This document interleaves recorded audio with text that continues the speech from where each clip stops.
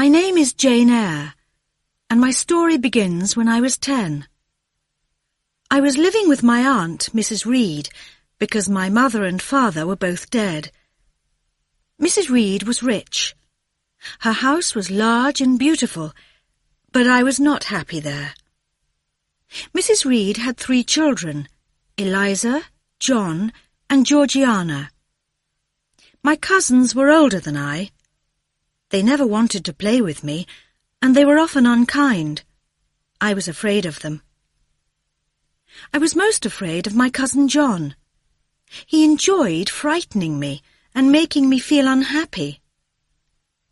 One afternoon, I hid from him in a small room. I had a book with a lot of pictures in it, and I felt quite happy.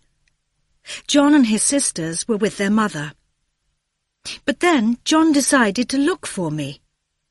"Where's Jane Eyre?" he shouted. "Jane! Jane, come out!" He could not find me at first. He was not quick or clever. But then Eliza, who was clever, found my hiding place. "Here she is!" she shouted. I had to come out, and John was waiting for me. "What do you want?" I asked him. "I want you to come here," John said. I went and stood in front of him. He looked at me for a long time, and then suddenly he hit me. "Now go and stand near the door," he said. I was very frightened. I knew that John wanted to hurt me. I went and stood near the door. Then John picked up a large, heavy book and threw it straight at me. The book hit me on the head and I fell. "You cruel boy!" I shouted. "You always want to hurt me. Look!" I touched my head. There was blood on it. John became angrier. He ran across the room and started to hit me again and again. I was hurt and afraid, so I hit him back. Mrs. Reed heard the noise and hurried into the room. She was very angry. She did not seem to notice the blood on my head. "Jane Eyre, you bad girl!" she shouted. "Why are you hitting your poor cousin? Take her away. Take her to the Red Room and lock the door." The Red Room was cold and dark. I was very frightened. Nobody ever went into the Red Room at night. I cried for help, but nobody came. "Please help me," I called. "Don't leave me here." But nobody came to open the door. I cried for a long time, and then everything suddenly went black. I remember nothing after that. When at last I woke up, I was in my bed. My head was hurting. The doctor was there. "What happened?" I asked him. "You are ill, Jane," the doctor answered. "Tell me, Jane, are you unhappy here with your aunt and your cousins?" "Yes, I am," I answered. "I'm very unhappy." "I see," said the doctor. "Would you like to go away to school?" he asked. "Oh, yes, I think so," I told him. The doctor looked at me again, and then he left the room. He talked to Mrs. Reed for a long time. They decided to send me away to school. So not long afterwards, I left my aunt's house to go to school. Mrs. Reed and my cousins were pleased when I went away. I was not really sad to leave. Perhaps I'll be happy at school, I thought. Perhaps I'll have some friends there. One night in January, after a long journey, I arrived at Lowood School. It was dark and the weather was cold, windy and rainy. The school was very large, but it was not warm and comfortable like Mrs. Reed's house. A teacher took me into a big room. It was full of girls. There were about 80 girls there. The youngest girls were 9, and the eldest were about 20. They all wore ugly brown dresses. It was supper time. There was water to drink and a small piece of bread to eat. I was thirsty and drank some water. I could not eat anything because I felt too tired and too excited. After supper, all the girls went upstairs to bed. The teacher took me into a very long room. All the girls slept in this room. 2 girls had to sleep in each bed. Early in the morning I woke up. It was still dark outside and the room was very cold. The girls washed themselves in cold water and put on their brown dresses. Then everybody went downstairs, and the early morning lessons began. At last it was time for breakfast. I was now very hungry. We went into the dining room with the teachers. There was a terrible smell of burning food. We were all hungry, but when we tasted the food, we could not eat it. It tasted terrible. Feeling very hungry, we all left the dining room. At 9 o'clock, lessons began again. I looked round at the other girls. They looked very strange in their ugly brown dresses. I did not like the teachers. They seemed to be unkind and unfriendly. Then, at 12 o'clock, the head teacher, Miss Temple, came in. She was very pretty, and her face was kind.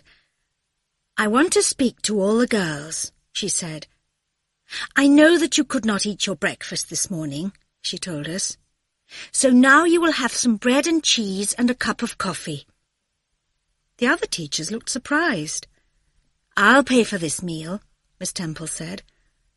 The girls were very pleased. After this meal, we went out into the garden. The girls' brown dresses were too thin for the cold winter weather.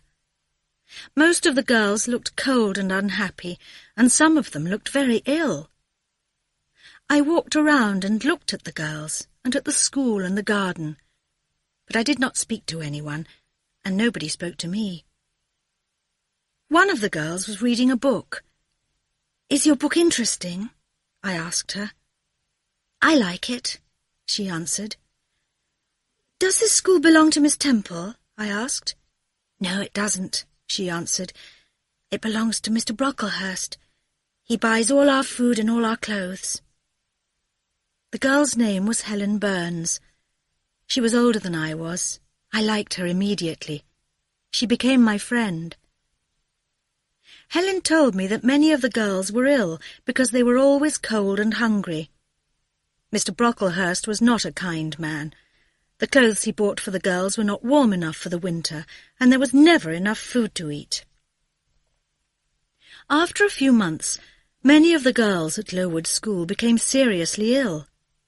Lessons stopped, and I and the other girls who were not ill spent all our time out in the fields near the school.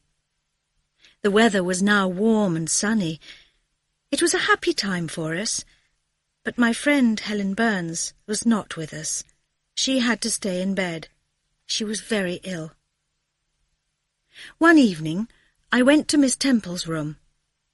Helen Burns was lying there in a little bed. She was now very thin, and her face was white. She spoke to me in a low voice. "Jane," she said, "it's good to see you. I want to say goodbye to you." "Why?" I asked her. "Are you going away?" "Yes, I am," Helen answered. "I'm going far away." That night she died. During that summer, many other girls in the school died too. Mr. Brocklehurst sold the school, and it became a happier place. I stayed at the school until I was 18, and then I had to find a job. I wanted to become a teacher. I wrote a letter to a newspaper. I said I was a young teacher who wanted a job working in a family. Then I waited for an answer. At last an answer came. It was from a lady, Mrs. Fairfax, who lived at a place called Thornfield Hall. She needed a teacher for a little girl, so I packed my clothes in a small bag and travelled to Thornfield Hall. I felt very excited when I arrived at Thornfield Hall. The house was large, but it seemed very quiet. Mrs. Fairfax met me at the door. She was an old lady with a kind face. "Sit down, Miss Eyre," she said. "You look tired after your journey. Later you will meet Adele." "Is Adele my student?" I asked. "Yes, she is. She is French. Mr. Rochester wants you to teach her English." "Who is Mr. Rochester?" I asked. Mrs. Fairfax looked surprised. "Did you not know? Thornfield Hall belongs to Mr. Rochester," she answered. "I only work for him." "Is Mr. Rochester here now?" I asked. "No, he is away. He does not come very often to Thornfield. I do not know when he will return." Later I met Adele. She was a pretty little girl. I spoke to her in French and began to teach her English. She enjoyed her lessons and I enjoyed teaching her. I liked Adele, and I liked Mrs. Fairfax too. It was quiet at Thornfield Hall, and sometimes I felt a little bored, but everybody was kind to me there. One afternoon I walked to the village to post a letter. It was winter and there was ice on the road. As I was walking back to Thornfield Hall, I heard a noise behind me. It was a horse. A man was riding towards Thornfield Hall. I stood on one side and the horse went past. The man did not see me. He was a stranger with dark hair. Suddenly, with a loud noise, the stranger's horse fell down on the ice. The man was lying on the ground trying to get up. I ran forward to help. "Are you hurt, sir?" I asked him. The stranger looked surprised to see me. "A little," he answered. "Could you help me to catch my horse?" "That's right. Now, could you bring the horse here, please?" "Thank you." The stranger tried to stand up, but his leg was hurting too much. He looked at me again. "Could you help me to get up on its back again?" "Good. Thank you, miss." I watched him as he rode away. Who is he? I asked myself. He is not handsome, but he has an interesting face. I would like to know him. When I got back to Thornfield, everybody was very excited. Mrs. Fairfax was very busy. "What's happening?" I asked her. "Oh, Miss Eyre," said Mrs. Fairfax, "it is Mr. Rochester. He has suddenly come back, but he will probably go away again soon. Now, Miss Eyre, you must go and put on your best dress. Mr. Rochester wants to meet you and Adele after dinner." Later that evening, I took Adele to Mr. Rochester's room. I felt rather afraid of meeting Mr. Rochester. I went quietly into the room and saw a man there. I knew him. It was the man on the horse. So the interesting stranger was Mr. Rochester. Mr. Rochester did not go away again. He was busy every day, but sometimes in the evenings he talked to me. He was usually serious, and he did not smile or laugh very often, but he was interesting, and I was not afraid of him. I began to enjoy myself more at Thornfield Hall. One night I woke up suddenly. It was about 2 o'clock in the morning. I thought I heard a sound. Everything was very quiet. I listened carefully, and the sound came again. Someone was walking about outside my room. "Who's there?" I called. Nobody answered. I felt cold and frightened. The house was silent. I tried to sleep again. Then I heard a laugh. It was a terrible, cruel laugh. I listened. Someone was walking away, going up the stairs to the attic. What was happening? I decided to go and find Mrs. Fairfax. I put on some clothes and left my room. The house was quiet now, but suddenly I could smell smoke. Something was burning. I ran to find out. The smoke was coming from Mr. Rochester's room. I ran into the room and looked around. Mr. Rochester was asleep in his bed. and the bed was on fire. What can I do? I thought. Quickly I looked around the room. Luckily, there was some water in one corner. As quickly as I could, I took the water and threw it all over the bed. Mr. Rochester woke up. "What's happening?" he shouted. "Jane, is it you? What are you doing?" "Mr. Rochester," I said, "your bed is on fire. You must get up at once." He jumped out of bed. There was water everywhere, and the fire was still smoking. "Jane, you've saved me from the fire. How did you know about it? Why did you wake up?" Mr. Rochester asked. I told him about the noise outside my door and the terrible laugh. Mr. Rochester looked serious and angry. "I must go upstairs to the attic. Stay here and wait for me, please. Do not wake Mrs. Fairfax." He left the room, and I waited for him. At last he came back. He was still looking very serious. "You can go back to bed now, Jane. Everything is all right now." "Who lives in the attic?" I asked Mrs. Fairfax the next day. "Only Grace Poole," she answered. "She is one of the servants. She is a strange woman." I remembered Grace Poole. She was a strange, silent woman who did not often speak to the other servants. So perhaps it was Grace Poole who walked around the house late at night and laughed strangely outside the doors. That evening, when Adele finished her lessons, I went downstairs. Mrs. Fairfax met me. "Mr. Rochester left the house early this morning," she said. "He is going to stay with his friends. I think he will stay with them for some weeks. I do not know when he will come back." For several weeks, the house was very quiet again. Mr. Rochester stayed with his friends, and I continued my lessons with Adele. I did not hear the strange and terrible laugh at night again. One day Mrs. Fairfax showed me a letter from Mr. Rochester. "He is coming back," she said, "and he is bringing a lot of visitors with him. I'm going to be very busy getting everything ready. Miss Blanche Ingram is coming too. She is very beautiful." Mr. Rochester and his friends arrived. The visitors were all rich, important people. Miss Blanche Ingram was among them. She was beautiful, but very proud. Some of the visitors were nice to me, but the others did not notice me. I was too poor and unimportant.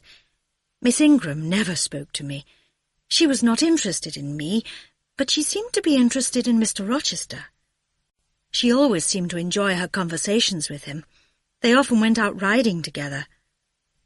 "I think Mr. Rochester will marry Miss Ingram," said Mrs. Fairfax. But was Mr. Rochester interested in Blanche Ingram? He seemed to like her, but he did not look very happy when they were together. One evening, a new visitor came to Thornfield Hall. He was a quiet young man with dark hair called Mr. Mason. He came to see Mr. Rochester on business. Mr. Mason told us that he and Mr. Rochester were old friends, but Mr. Rochester was not very pleased to see Mr. Mason. When Mr. Rochester heard the name Mr. Mason from the West Indies, he was surprised, and his face turned white.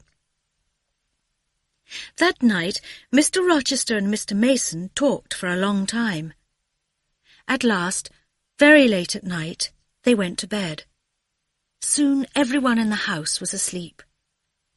Suddenly I woke up. I heard a terrible scream from somewhere over my head. Then everything was very quiet again. I listened carefully, and then I heard a lot of noise from above my head. There seemed to be fighting in the room above. Then there was another scream. "Help! Help!" someone shouted. There was more fighting. Then a voice called out, "Rochester, come quickly, help me!" A door opened, and I heard someone running up the stairs to the attic. I quickly put on some clothes and opened my door. Everybody in the house was awake now. The visitors were all standing outside their doors. "What's happening? Is there a fire? What was that noise?" they asked. Mr. Rochester came down from the attic. "Please don't worry," he told his friends. "Everything is all right." "But what's happening?" somebody asked. "One of the servants had a bad dream and started to scream," Mr. Rochester said. "But everything is all right now. Please go back to bed." Slowly, all Mr. Rochester's visitors returned to their rooms. I, too, went back to my room, but I did not go back to bed. I sat and looked out of the window. The house was very quiet now. There were no sounds from the attic. Then someone knocked on my door. I opened it. Mr. Rochester stood outside. "Jane, come with me, please," he told me, "but come quietly. Follow me." I followed Mr. Rochester up to the attic. He unlocked the door of a room, and we went inside. "Wait here," Mr. Rochester told me. I stood next to the door. There was another door on the opposite side of the room. From behind this door, I could hear a terrible sound. It was like an angry animal. Mr. Rochester left me and went through this door. Once again, I heard that terrible, cruel laugh. Was Grace Poole behind the door? Mr. Rochester spoke to someone inside the room and then came out and locked the door again. "Come here, Jane," he told me quietly. I came further into the room. There was a large bed in the room. Mr. Mason was lying on the bed. His face was white and his eyes were closed. There was a lot of blood on his shirt. He did not move. "Is he dead?" I asked. "No," answered Mr. Rochester. "He isn't badly hurt, but I must go and bring the doctor for him. Will you stay with him until I get back?" The man on the bed moved and tried to speak. Mr. Rochester turned to him. "Don't try to talk, Mason. Jane, do not speak to him, please. There must be no conversation between you." Mr. Rochester hurried out of the room. I waited for him with the silent man on the bed. I was frightened. I knew that Grace Poole was in the next room. For a long time I waited for Mr. Rochester to return. When will he come back? I asked myself. At last morning came, and Mr. Rochester returned with the doctor. While the doctor was looking after Mr. Mason, Mr. Rochester spoke to me. "Thank you for all your help, Jane. Mason is going to leave Thornfield Hall now. The doctor will take him away," he told me. We helped Mr. Mason down the stairs and out of the house. It was still early, and the other people in the house were still asleep. "Take care of poor Mason," said Mr. Rochester to the doctor. "Soon he will be able to go back home to the West Indies." Before he left, Mr. Mason said something very strange. "Look after her, Rochester," he said. "Promise to look after her." Mr. Rochester looked sad. "I promise.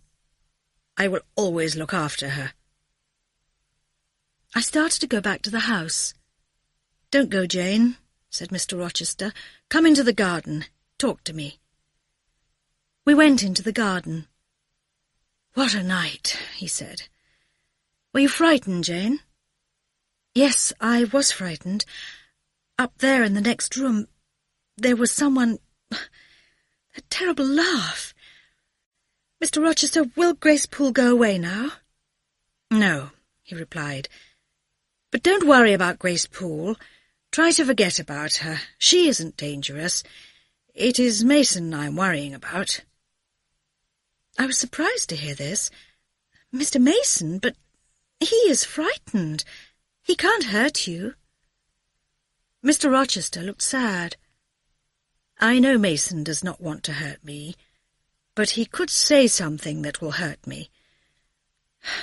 I shall be happier when he goes back to the West Indies." Later that day, I got a surprising letter. Mrs. Reed, my aunt, was dying and she wanted to see me. It was a long journey to her home. When I got there, I heard that my cousin John was dead. Mrs. Reed was very ill. At first, she did not want to speak to me. Then one day, when I was sitting by her bed, she showed me a letter. It was from my uncle, my father's brother, who lived in Madeira. This was the letter. Dear Mrs. Reed, please help me. I want to find my brother's daughter, Jane Eyre. I am a rich man, and I have no children. I want Jane Eyre to come and live with me. Yours sincerely, John Eyre.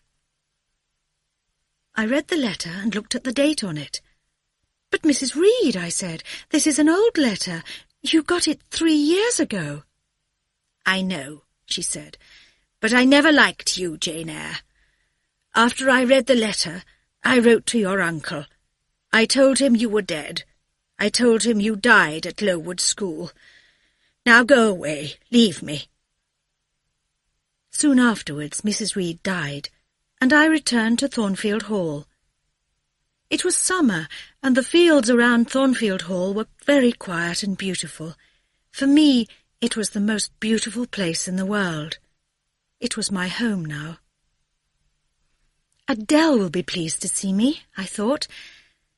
But what about Mr. Rochester? He is the person I most want to see. But does he want to see me? Perhaps by now he is already married to Blanche Ingram. If they are not already married, they will be married very soon. I felt sad when I thought about Mr. Rochester and Blanche Ingram. So I must soon leave this beautiful place, I thought. I can't stay here when Mr. Rochester is married. I will never see Thornfield Hall again. And worse than that, I will never see Mr. Rochester again. As I came near the house, I met Mr. Rochester. When I saw that he looked pleased to see me, I felt happier. Adele and Mrs. Fairfax were happy to see me too. "The visitors have all left now," said Mrs. Fairfax. "It is very quiet here. It is good to see you again." Yes, this is my home, I thought. I've always been happy here. How can I leave it? I started to work, teaching Adele again. Everything was the same as before. Mr. Rochester still said nothing about getting married to Blanche Ingram. Then one evening he saw me in the garden. "Come and talk to me, Jane," he said. I went towards him. Now, I thought, he's going to tell me that he is going to get married. "Are you happy here, Jane?" he asked. "Yes, I am. Very happy," I answered. "And you like Adele and Mrs. Fairfax?" "Very much," I said. "You'll be sad to leave them," he said. I looked away. Now he is going to tell me that I must leave because he is going to be married, I thought. I looked at him. "Yes," I answered. "I will be very sad to leave." "But you must leave, you know," Mr. Rochester said. "Must I? Must I leave soon?" "Yes, soon." "Then you are going to get married?" "Yes, I am going to get married. Adele must go to school, and you must get a new job. I will find you one, far from here." "Far from here?" I asked. "But then I'll never see Thornfield Hall again, and I'll never see you again, Mr. Rochester." "Oh, when you are far from here, you'll soon forget me," he said. No, I thought. You will forget me, perhaps, but I will never forget you. "Never," I answered him at last, and I started to cry. I could not speak. He watched me carefully. Then at last he spoke again. "Perhaps you do not need to go," he said. "Perhaps you can stay here when I am married." Did Mr. Rochester think that I had no feelings? Did he not understand how I felt? Were my feelings so unimportant? I now felt angry. "No," I told him, "I could never stay. I will not stay. Miss Ingram will be your wife. I know that I am not rich and beautiful like Miss Ingram. I am poor and unimportant, but I can still feel sadness, and if you marry Miss Ingram, I must leave here." Mr. Rochester looked at me, and then he smiled. "I don't want you to go, Jane, and I am not going to marry Miss Ingram. Don't get excited. I want you to stay here. It's you I want to marry." I could not believe him. "Now you are laughing at me," I said. "No, I am not," he answered. "I want you to marry me, Jane. Will you marry me?" He looked at me so seriously that at last I did believe him. Mr. Rochester wanted to marry me. He wanted me to be his wife. "Yes, I will marry you," I answered. "I will make you happy, Jane," he said. "No one will stop us," he continued, with a strange, half-sad look. I could not understand that look, but I was too happy to be worried about it. It grew dark. The wind began to blow, and it started to rain, so we walked together back to the house. My wedding day was only a month later. 2 nights before the wedding, I was in bed asleep. My wedding dress was in the room. It was a windy night. The wind made a strange sound. Suddenly I woke up. There was a light in the room. I thought it was morning, but it was still dark outside. Someone was in my room. Was it Mrs. Fairfax? Was it Grace Poole? It was neither of them. It was a woman, but I did not know her. She was a big woman, tall and strong. Her black hair was long and thick. Her clothes were long and white. At first I did not see her face. She took my dress and held it in front of her. She looked at herself in the mirror.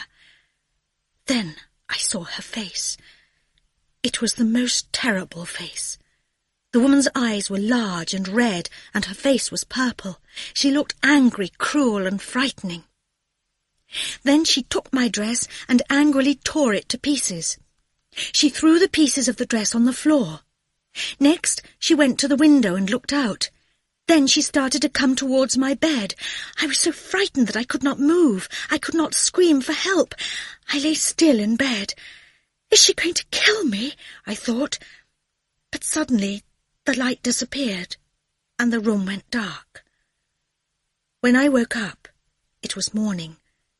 The sun was shining. At once I remembered that strange and frightening woman. Did it all really happen, or was it a dream? Did she really come into my room in the middle of the night? Then I saw my wedding dress. It was lying on the floor, torn to pieces. I picked up the pieces of the dress. So it was all true. That terrible woman was real. When I told Mr. Rochester about the woman and showed him my dress, he looked very worried and was silent for a long time. "Jane, I think you had a bad dream," he said at last. "I think it was perhaps Grace Poole who really tore your dress, but in your dream it was some stranger." I was not sure about this, but I said nothing. That night, the night before the wedding, I slept in Adele's room. My wedding day came and we went to the church, but the wedding did not happen. In the church, while the clergyman was speaking, someone threw open the doors at the back and shouted, "Stop the wedding! Mr. Rochester cannot get married. He has got a wife already. He is married to my sister." Everybody in the church turned round to see the speaker. It was Mr. Mason, the man from the West Indies. But who was his sister? How could Mr. Rochester be married? I could not believe it. My heart turned to ice. I looked at Mr. Rochester. His face was white and hard, but he did not say that Mr. Mason was mistaken. "But where is Mr. Rochester's wife, your sister?" the clergyman asked Mr. Mason. "Where does she live?" "She lives at Thornfield Hall," answered Mr. Mason. "She is still alive. I saw her there last April." "At Thornfield Hall?" the clergyman said. "But I know of no Mrs. Rochester at Thornfield Hall. There must be some mistake." Mr. Rochester was silent for a long time. "I can explain," he said at last. "I'll tell you everything. It is true. My wife is living at Thornfield Hall. We got married 15 years ago in the West Indies, when I was a young man. My wife's name was Bertha Mason. She is Mason's sister. Soon after the wedding, Bertha became very strange. Slowly she became mad and dangerous. She wanted to kill me, and she tried to kill anybody who came near her. Last April, she tried to kill her brother, Mr. Mason. Nobody knows about Bertha. Nobody knows that she is my wife.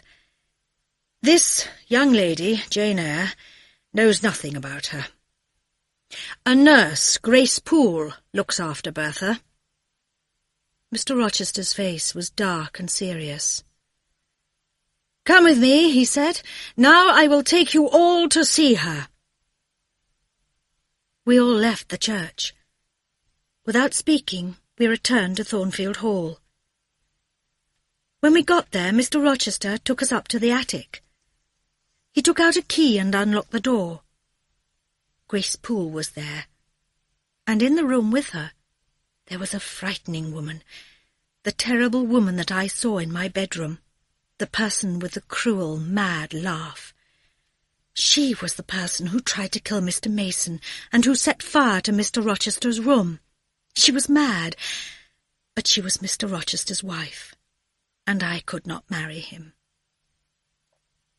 Poor Mr. Rochester. I felt sorry for him, but I could not now stay at Thornfield Hall. I must leave my home forever, I thought, with a heavy heart. I can never come back, and I will never see Mr. Rochester again. Sadly, I put a few ordinary clothes into a small bag. I did not take my beautiful new clothes. I took a little money and quietly left Thornfield Hall early one morning. I did not say goodbye to anybody, and nobody saw me leave. I wanted to travel as far away from Thornfield Hall as I could. I spent all my money. I travelled for 2 days and nights until at last I arrived at a place where there were no towns or villages and very few houses. I had no money now to buy food. I was very tired and very hungry. It was evening, and it was getting dark. I could see only one house. I went to the house and looked through the window. There were 2 young women in the room. They looked kind, so I knocked on the door. A servant opened it. "Who are you?" she asked. "What do you want?" "I'm a stranger," I said. "I haven't any money or food. I'm tired and hungry. Please help me." The servant looked at me for a long time. "I'll give you some bread," she answered at last, "but then you must go away." She left me and came back with a piece of bread. "Now go," she said. "You can't stay here." But I was too tired to move. I sat down on the ground by the door. "Nobody will help me," I said. "I will die." I did not know, but someone was listening and watching me. "You won't die," he said. "Who are you?" I looked up and saw a tall young man. He knocked loudly on the door. The servant opened it again. "Hannah," the man asked, "who is this young woman?" "I don't know," said the servant Hannah. "I told her to go away, but she's still here. Go away," she said to me. "No, Hannah, she can't go away. She is ill and she needs our help. She must come inside," the man said. They took me into the house. The room was warm. The 2 young women came to talk to me. "What's your name?" they asked. "My name's Jane Elliot, I said. I did not want anyone to know my real name. I did not want Mr. Rochester to find me. I wanted to start again.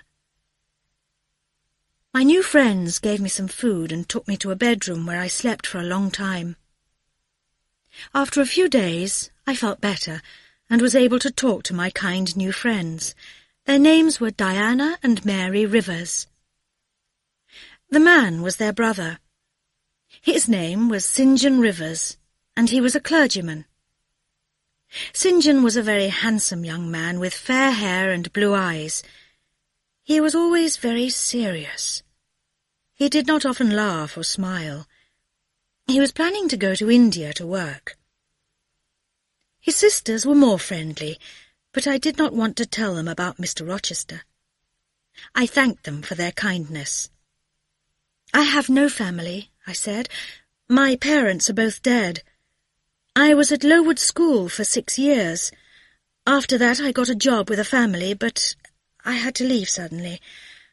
I didn't do anything wrong, please believe me." "Don't talk now," said Diana. "You are tired." "You will want a new job now," said St. John. "Yes," I replied, "as soon as possible." "Good. I will help you." A month later, Diana and Mary left their home to work as teachers in the south of England. St. John asked me to teach the children who lived near his church. They were poor children, and the school was very small. I was the only teacher. I enjoyed my work. I did not have much money, and I had to work very hard. I lived in a very small house near the school. There were not many people there, but St. John was very kind and gave me books to read. In my free time, I read and painted pictures. Sometimes St. John visited me in the evenings. One evening, he came to my house when I was just finishing a painting. He looked at some of my pictures. Then he looked again, more closely, at one of the paintings. Without saying anything, he tore a piece of paper off the bottom of the painting and put it carefully into his pocket. Then, quite suddenly, he left. I was very surprised. What a strange person he was. The next day it snowed. I thought no visitors would come that day, but in the evening there was a knock on the door. It was St. John. He was wet and cold. "Why have you come? Is there bad news?" I asked. "Are your sisters all right?" "Don't worry, there is no bad news. Diana and Mary are both well," he answered. He sat down in front of the fire. I waited, but he said nothing.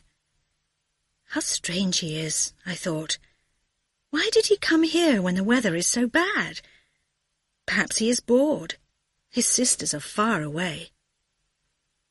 St. John sat and thought for a long time. At last he spoke.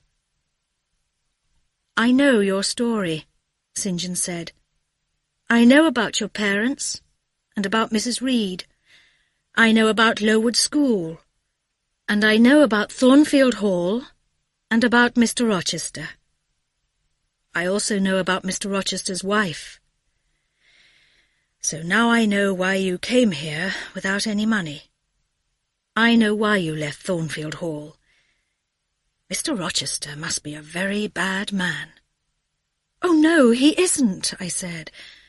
"I have had a letter," said St. John, "from a man in London called Mr. Briggs. He wants to find you. He asked about Jane Eyre. You call yourself Jane Elliot, but I know your real name is Jane Eyre. Look." St. John showed me a piece of paper. It was the piece of paper from the bottom of my painting. My real name, Jane Eyre, was on it. "Did Mr. Briggs say anything about Mr. Rochester?" I asked. "How is Mr. Rochester?" I only wanted to know about Mr. Rochester. I still loved him. "Mr. Briggs doesn't know anything about your Mr. Rochester," said St. John. "He wrote to me about your uncle, Mr. Eyre of Madeira. Your uncle is dead. He has left you all his money. You are a very rich young woman." For a long time I was too surprised to speak. I was rich now, but I was not excited. I tried to understand what it meant to be rich. "I can't understand," I said at last. "Why did Mr. Briggs write to you?" "Because," St. John said, "Mr. Eyre of Madeira was also our uncle. He was my mother's brother. When he died, he left all his money to you, Jane Eyre." "Then you, Diana and Mary, are my cousins," I said. "This is wonderful news. Our uncle's money is for all of us. Diana and Mary can come home and we can all live together." It was good to have money, but it was even better to have 3 cousins. So just before Christmas, Diana and Mary came home. I worked hard to make their old house comfortable. Diana and Mary will like it, I thought. But what about St. John? He's a strange man. He's like stone, hard and cold. He's pleased to see his sisters, but still he does not really look happy. Diana, Mary and I began to live quietly and comfortably together. St. John still wanted to go to India. I was happy living with my cousins, but I still thought about Mr. Rochester every day. Where was he? Was he happy? I wrote to the lawyer, Mr. Briggs, but Mr. Briggs knew nothing about Mr. Rochester. Then I wrote to Mrs. Fairfax at Thornfield Hall. I waited for a letter from her, but no letter came. I wrote to Mrs. Fairfax again. Perhaps she did not get my first letter. Again there was no answer. At last a letter did come for me, but it was only a letter from Mr. Briggs about my uncle's money. I began to cry. While I was crying, St. John came into the room and saw me. "Jane," he said, "come for a walk with me. No, don't call Diana and Mary. I want to talk to you." We walked along the side of the river. At first, St. John said nothing. At last he turned to me. "Jane, I'm going to India in 6 weeks, and I want you to come with me." I was surprised. Why did St. John want me to go to India with him? How could I help him? I was not strong and serious like him. "As your helper?" I asked. "I don't think—" "No, not as my helper. As my wife. I want to marry you so that we can work together in India. There are many poor people there. They need our help." Now I was even more surprised. I felt sure that St. John did not love me, and I did not want to marry him. I could not marry him. I still loved Mr. Rochester. "But I can't go to India," I said. "I don't know how to help the people there. I'm not like you." St. John looked at me seriously. "Oh, that doesn't matter. I'll tell you what to do and you'll quickly learn. You always worked hard in the village school. You'll work hard in India too." I thought for a long time. St. John, my cousin, needed my help. He was going to do very useful work in India. At last I continued. "Perhaps I can help you, but I must be free. I cannot marry you." "You're like my brother," I said. St. John looked at me. His handsome face was cold and serious, like stone. "That's not possible. You must be my wife. I don't want a sister. I don't want you to marry another man. I want you to stay with me, to work with me until we die." I felt cold and sad. I remembered my love for Mr. Rochester and the way he always spoke to me. St. John was different. He wanted me to marry him, but I knew he did not love me. I wanted to help him, but not to marry him. He was a good man, but I did not love him. I did not know what to say to him. "I'm going away for 2 weeks," St. John continued. "When I come back, I want your answer. I hope you will decide to marry me. You can't just stay here doing nothing." When I went back into the house, Diana spoke to me. "Jane, you look unhappy. Your face is white. What is happening?" I told her. "St. John asked me to marry him." "But that's wonderful," she said. "Now he will stay in England. He won't go to India. He'll stay here with us." "No," I said. "He wants me to go to India with him." "But you cannot go to India," she said. "You aren't strong enough." "I won't go," I told her, "because I can't marry St. John. And now I'm afraid he's angry with me. He's a good man, but he doesn't understand how ordinary people feel." "I know," Diana said. "Our brother is a very good man, but he sometimes seems cold and hard." That night, I thought about St. John for a long time. I did not know what to do. I did not love him, and he did not love me. But perhaps I could help him in India. I did not know what to do. The night was very quiet. Suddenly, I thought I heard a voice. "Jane, Jane, Jane," it called. It was Mr. Rochester's voice. "Where are you?" I cried. But there was no answer. There was no one there. Was it only a dream? No, I knew that somewhere, far away, Mr. Rochester needed me. I must go and find him, I thought. The next day I went to look for Mr. Rochester. After a long journey, I arrived at Thornfield Hall. I walked for the last 2 miles to the house. I was excited. I was hurrying to see my old home again. The trees were the same, the road was the same. I arrived at the house and stopped, and stood, and looked. It was terrible. Where was Thornfield Hall, my beautiful home? No one could live here now. Now I understood why Mrs. Fairfax never answered my letters. The walls of the house were still standing, but the windows were empty and dark, and there was no roof. The grass was long, and there were no flowers in the garden. The broken walls of the hall were black and silent. The only sounds were the birds and the wind. Where was Mrs. Fairfax now? Where was little Adele? And where was Mr. Rochester? I hurried back to the village to find out. I asked a man in the village to tell me about Thornfield Hall. "No one lives there now," he told me. "Last autumn, Thornfield Hall burned down. It was terrible. The house burned down in the middle of the night." "How did it happen?" I asked him. "They think Mr. Rochester's wife started it. Nobody ever saw her, but people say she was mad. People think she started a fire in her room in the attic. When it happened, the house was almost empty.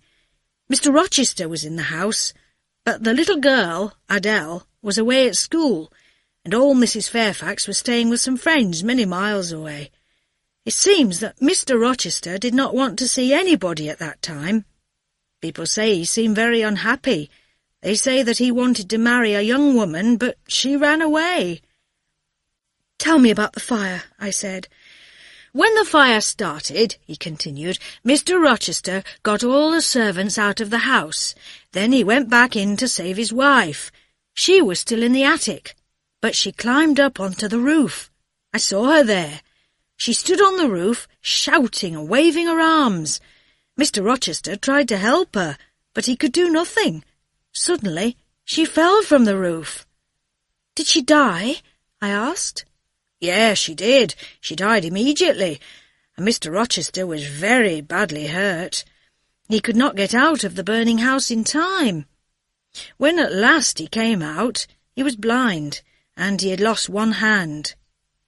The man shook his head. So, Mr. Rochester was still alive. He was hurt, but he was not dead. Suddenly I began to hope again. I continued to question the man. "Where does Mr. Rochester live now?" I asked. "Does he live in England?" "Yes," the man answered. "He cannot travel far, poor man. He lives at Ferndean, about 30 miles from here. It is a quiet place. He lives there quietly with 2 servants. He never has any visitors." I decided to go to Ferndean at once. I arrived there just before dark. As I got near the house, the front door opened and a man came out. I knew at once it was Mr. Rochester. But he was very different now.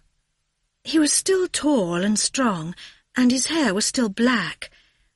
But his face looked sad, and he could not walk without help. At last he turned and went sadly back into the house. The servant, Mary, who answered the door, knew me at once. She was very surprised to see me. I told her that I knew all about Mr. Rochester and the fire at Thornfield Hall.